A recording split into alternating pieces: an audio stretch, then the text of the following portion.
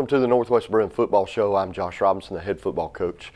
We're here to discuss this past week's game versus Cedartown High School. Cedartown is ranked number 5 in the state, has a few Division I kids. One young man's going to Georgia. So going into the game, we knew it was going to be a big challenge. They hadn't been beaten in the region in a couple of years. I believe they've only lost 3 games over the last 2-year span. So it was going to be a tough game, and we went out. We struggled in the beginning, got behind 29-0, and the defense played okay, but the offense really struggled. We still gave up 4 touchdowns, which is not good, but our offense struggled to get a first down. But right at the end of the half, it's like the game plan and what we wanted to do really started clicking with our guys, and we started executing. And we cut the lead to within 13 points twice in the third quarter, and had the ball, both opportunities to maybe cut that within a touchdown. If you get that close, then you definitely have a chance. But we had an injury and then a fumble that gave them the ball deep in our end zone, and they ended up scoring a couple of times on our young guys for the final score of 57-23. Still a really good football team, taking nothing away from them. But I was the most proud of our guys' fight. And one of those guys starts with Owen Brooker, who's 27 for 46. Cedartown's really good up front, so we had to throw the ball more, and we threw the ball down the field more. Part of the reason is they wanted to take away our screen game. They know how effective it is getting guys tired. It's one of the reasons we run it, make people go sideline to sideline, and they wanted to take it away, and we were able to throw the ball down the field, and Owen played one of his better games. Maybe on the highlights, we'll see, but Owen took a big hit when we were down 36-23 and driving with the ball, and it was helmet to helmet. It wasn't called, and ultimately they picked up a fumble after that deep in our territory, and were able to push forward to create the separation enough for a win. Owen also threw 3 touchdowns on the night. Rushing wise, Owen had 4 carries for 38 yards, doing a good job for us. One of those, every time he scrambled, he gained positive yards, except for the one where he took the big hit. Ultimately, we were very limited on the ground, knew we had to throw the ball against them. Adrian Reyes had 5 carries for 26 yards. Unfortunately, Adrian suffered another leg injury. It's serious enough for him to be in question for the next game, but not a real serious injury, so we should have him back here in a couple of weeks at the very least. And then Cameron Collins, our freshman, came in, had 3 carries for 3 yards, not many yards for him. Again, because of what they do and how talented they are up front, it's difficult sledding. We're trying to run the ball.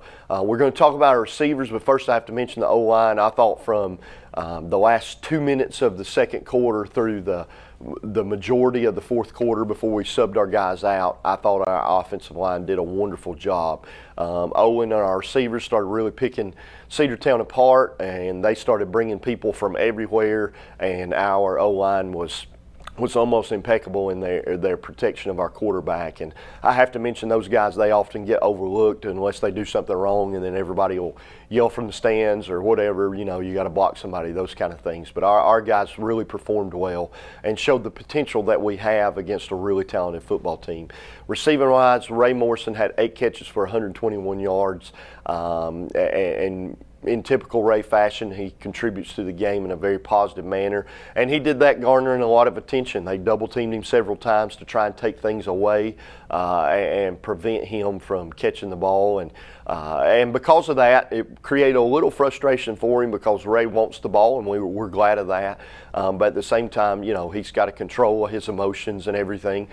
Still turned in a good night, but it opened the door for our other guys. Braden Morrison had a wonderful game with 11 catches and 95 yards and a touchdown. Continues to do wonderful things blocking. I believe it was his first time in the end zone this year, and he's our second receiver, and really has told, I believe he's up to somewhere around 35 catches on the year, which is outstanding for a receiver in high school for most people for an entire year, but for us, Braden's just doing a wonderful job.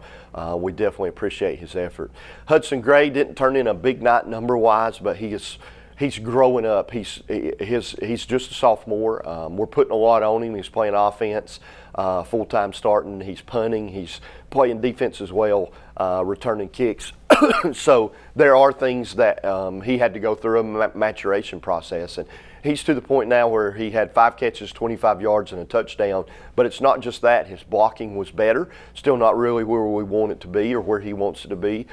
He didn't have any drops on the night. Just an overall good game for him, and really what we hope blossoms him into the rest of the season to become another threat for us. Cameron Collins had 2 catches for 4 yards and a touchdown out of the backfield. Even though he didn't tally a lot of yards, he did contribute positively. I believe his last touchdown cut the score to 23. We made him punt and then got the ball back before Owen got hurt. Kendris Douglas had 1 catch for 5 yards that came from Eli Spites late in the game, who was our 2 freshmen for us and came in and contributed. Overall, at times a rough night, but at times a really good night. It's definitely something to build on and move towards the future. At this time, let's take a look at the first half highlights. Starting off with a kickoff, Grant Holder's one of the hardest working young men we have, and he's not quite kicking the ball deep where we want it to. He's not really kicking it short where we want it to, but he's really working hard to try and fix those mistakes, and I believe he'll continue to do that. Wanting the ball kicked a little deeper, they get the ball at midfield. See Connor Cummins in on a couple of tackles, Reese Cowart, Jax Brooker, just early on there as I was speaking about Grant. Here they're running the buck sweep. Jax comes around and kind of sets the edge, overruns it a little bit, but Hayden Maynard and Jaden Santiago are involved in the tackle. Here they're sprinting out, trying to throw the ball. Good pass breakup by Braxton Floyd, and we make them punt on the first series of the game. They get the ball down, and it unfortunately takes a good roll for Cedartown and puts us inside the 3-yard line. We're running a screen out here to Braden Morrison, and again they start taking. They wanted to take it away. I think the young man just got a little deep there. Ended up punting away there. I believe Hayden Maynard, Reyes De La Paz, and Dominic Smith are all in on the stop. Again, you can see they're a physical football team, and we've got to be more aggressive at the point of attack. But they end up scoring there to go up 7-0 midway through the first quarter. Run the toss sweep. They decide they're going to get on the perimeter for us, and Dominic Smith does a great job of coming down and supporting the run, and they motion out and they're throwing the screen, and then we've got Isaiah Foster and Connor Cummins pursuing the ball, as well as Hayden Maynard and Jax Brooker are another couple of guys I see over.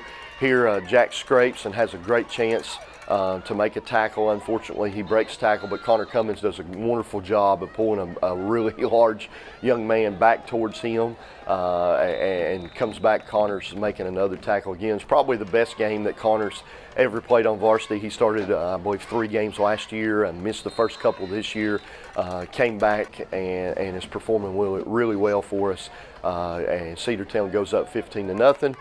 Get the game near midfield. They try onside kick. Jackson Holt does a great job recovering it. Ultimately, they they get the ball back and score relatively quickly there. But our guys are pursuing. Our offense stalled again. They punted back to us. And they're trying to throw the ball a little more. The young man there is one of their better basketball players, and Isaiah Foster's out there as a sophomore battling against him to try and keep him from doing things that he's capable of doing, and we get some quarterback pressure there, and they go up 29-0, and everything's kind of going bad, and then our guys kind of turn it around a little bit. Great throw by Owen to Ray on the sideline to advance the ball for a first down, and then throw a sprint out route there. I believe that goes to Braden Morrison. We end up punting, but we were able to actually get a couple of first downs and pin them deeper. There's Iker Alston pursuing Connor Cummins on another tackle. I believe Jax Brooker got in on it as well. Here we have Reese Cowart driving down on the hitch and making a good tackle. They're sprinting out over here. Connor Cummins pursues like he's been taught to do, creates a little pressure. Miles Mays and Jax Brooker in on the tackle. They're running the counter. That gave us a little trouble. We were a little slow reading it there, but fortunately, I believe it was Gian Gomez created some pressure. Iker Alston still has to push there, but great job of making the quarterback step up in the pocket, and Miles Mays finishes off the tackle. Here we're bringing a little bit of pressure. Ike has to stay out a little bit quicker, but ultimately dives, and he and Connor are in on the sack. They punt the ball off to us, and we get the ball up towards midfield. And then our offense really gets rolling. Good play, good throw right here, deep ball to Ray. Ray makes an outstanding catch to get us down inside the 25-yard line. We're going to end up kicking a field goal here, and as it comes up, it'll kind of happen quick. But I want to mention, it's Grant's first field goal on the year, and it's a 35-yarder from a left hash for a right-footed kicker. It's not the easiest kick, and that just shows you what he's capable of. He is going to be really good. His work ethic is as good or better than any kicker we've ever had. We go in at halftime with Cedartown 29, Northwest 3. At this time, let's take a look at our corporate sponsors.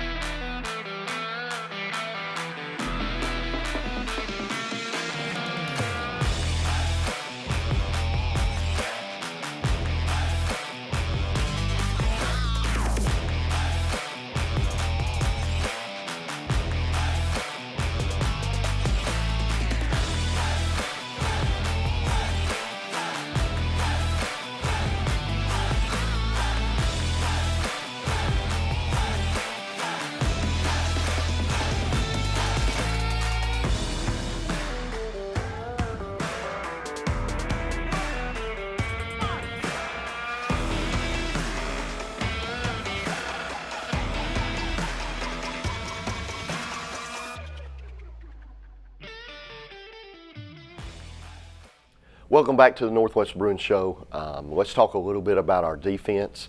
Overall on the night, we made Cedartown punt 5 times, but unfortunately, some short offensive series and some bad plays by us allowed them to score a lot of points. And they scored a couple of times late in the game, one time on a block punt against our younger guys, and then they also scored on our JV as we got them in there when they took our starters out.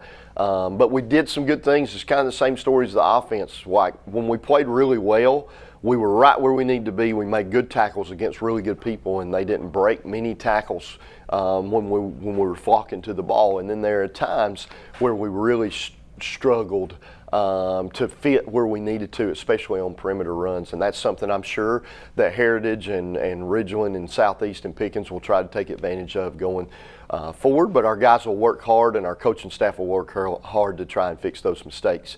On the night, Reyes De La Paz had 2 tackles, 1 quarterback pressure. Plays really good for us. He's just a good football player and contributes. He's going to play a little linebacker this coming week and defensive line. Junior Aguirre came in with a steady grade, didn't really put up any stats at that center nose position because he's getting hit by the center and a couple of guards on almost every play as they're trying to double team and get some movement on him. He really didn't give up any movement, but he's not able to make many tackles when they're trying to do those kind of plays on our defense anyway. Hayden Maynard had a good night with 3 tackles. Hayden continues to battle through his MCL tear and plays with a brace on and goes out and gives us his best effort each and every week. Miles Mays had 3 tackles, a tackle for a loss and a sack. And, with all our guys, with Hayden back, Miles has become like a utility guy along with Reyes. We'll put him at defensive end, move him a little bit to nose and try to get guys out there for pass rush situations. And Miles has done a wonderful job for us as a freshman, continues to grow, had his best week of practice this past week. So we definitely look forward to seeing him moving forward. Gian Gomez is finally getting back in the routine. I mentioned him a little bit last week, and he had 2 tackles, a tackle for a loss and a forced fumble.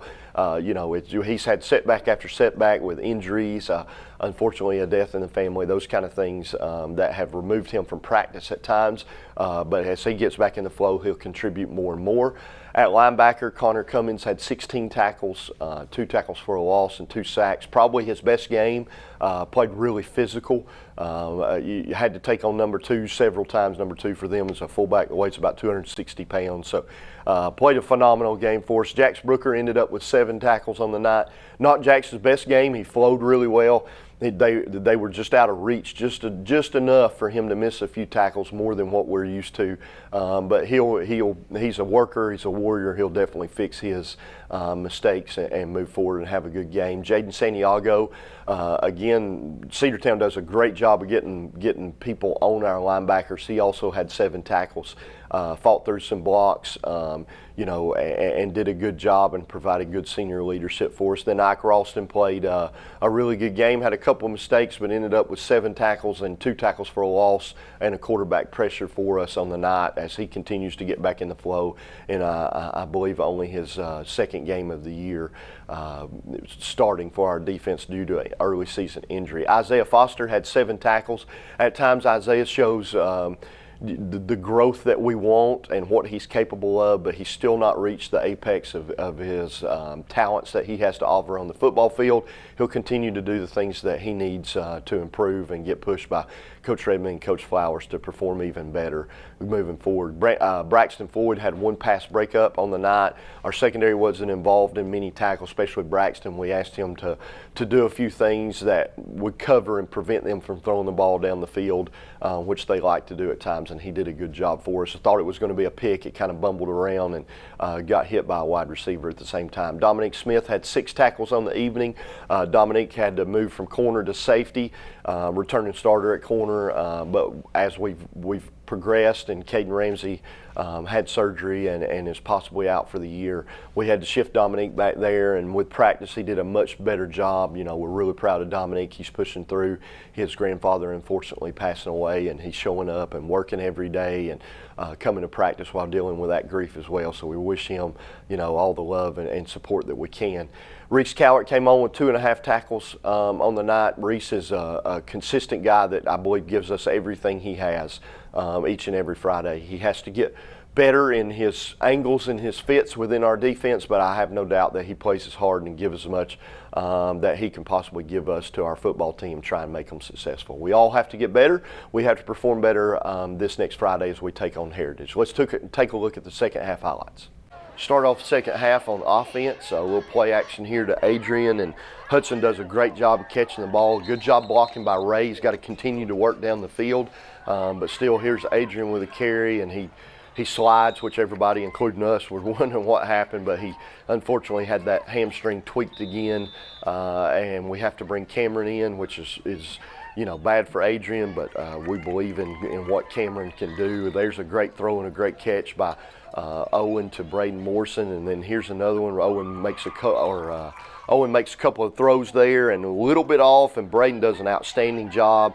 Here he makes a guy miss and gets outside. We stay on our block there. I believe we've got a big play.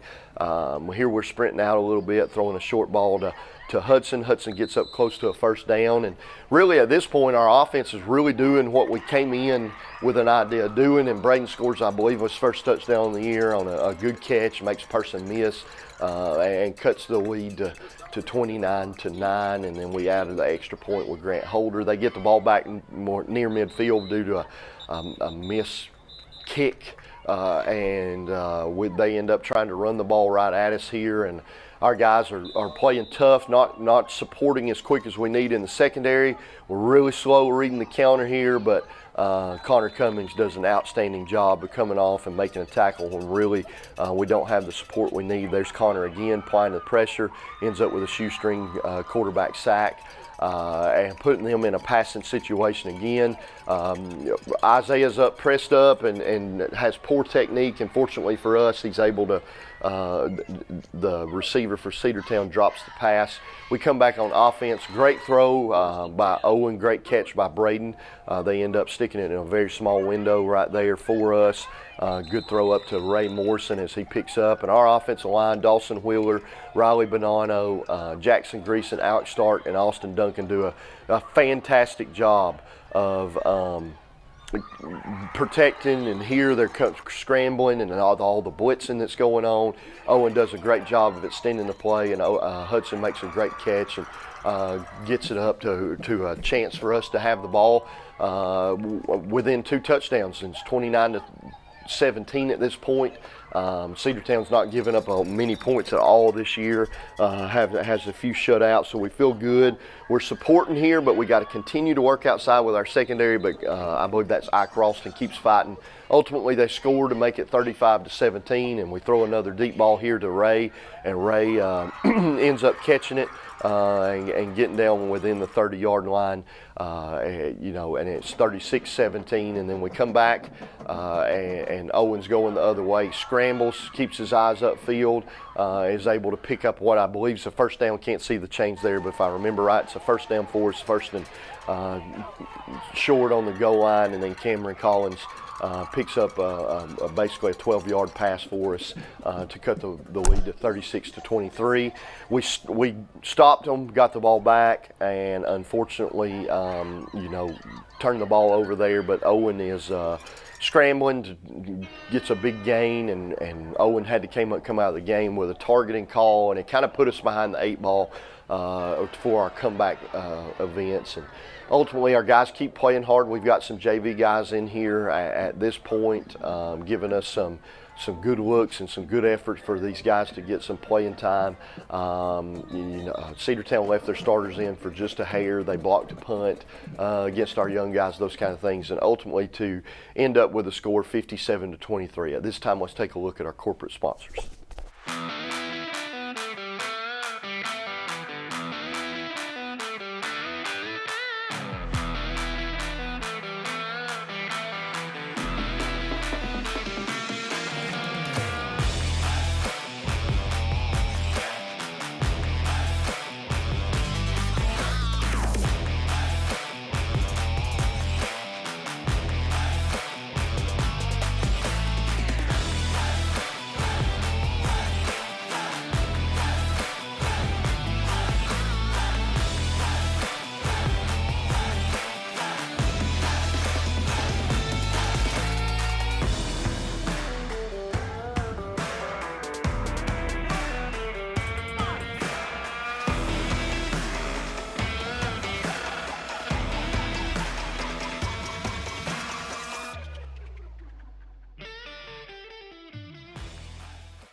Welcome back to the Northwest Bruin Football Show.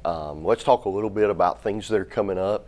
We've had homecoming scheduled a couple of different times, but a COVID incident with some of our young ladies and young men, and then moving forward, we had a big volleyball tournament, the next game that we wanted. So homecoming's been pushed off to Heritage, and hopefully everything goes smoothly, and we definitely want everyone out to celebrate these young ladies. And at the same time, it's a huge football game.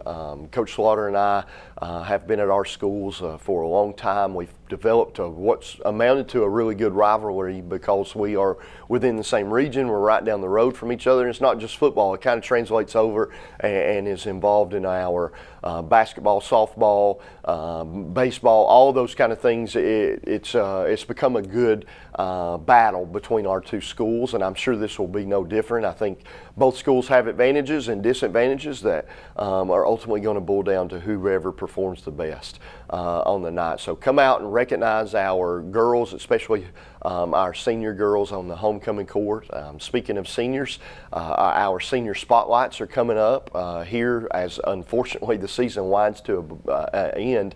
It's kind of unbelievable that we're already discussing Game 7 on the year, and we'll be putting those guys on here to introduce you a little bit to them. It's kind of funny. Some of the most outgoing guys will be some of the most reserved in front of the camera, but at the same time, we want to get those guys some recognition. So we look forward to that going forward, but at the same time, everybody come out and support the football team, our band, our cheerleaders, our homecoming court. It'll be a big event, and I believe you'll see a really good football game this coming Friday between the Heritage Generals and the Northwest Bruins here on Friday at Northwest Stadium. We just appreciate everyone's support and caring about our football players and really all our sports here at Northwest. And Ms. Jones and Coach Shields have done a wonderful job supporting us, and we look forward to growing that relationship as they transition to being here at Northwest High School and supporting us in all that we do. Until next week, this is Josh Robinson with Northwest Football.